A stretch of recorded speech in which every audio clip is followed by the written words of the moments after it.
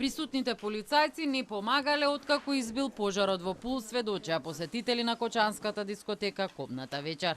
Вкупно 13 полициски службеници се гонат за тешки дела против општата сигурност.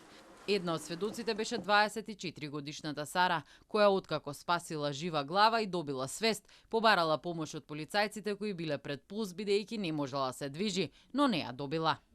Видов еден полицаец. Му реков многу ми е лошо, но тој не сакаше да ми помогне.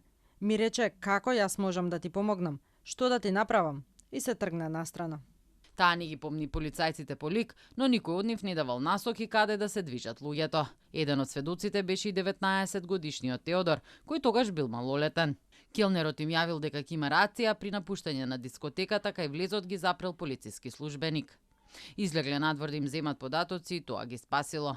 Кога избил пожарот, му помагал на друг да го најде неговиот брат, а полициските службеници воопшто не пружале помош. Третиот сведок пак видел полицајка која само стоила пред дискотеката, не знаел дали помагала и при тоа препозна во една од обвинетите. Родителите на жртвите порачаа дека полицајците не може да се бранат, дека уврска таа вечер им била да бараат опојни дроги, а го одминале најголемиот дилер кој го знае цело Кочани. Влегле во дискотеката, а не реагирале ни на пиротехничките средства. Дали спречувањето на такви опасности е дел од вашите службени обврски? Ако е, тогаш зошто не постапивте? Нашите деца починаа. Законот не познава изговор. Не ми беше смената за тоа, кога се работи за заштита на човечки животи.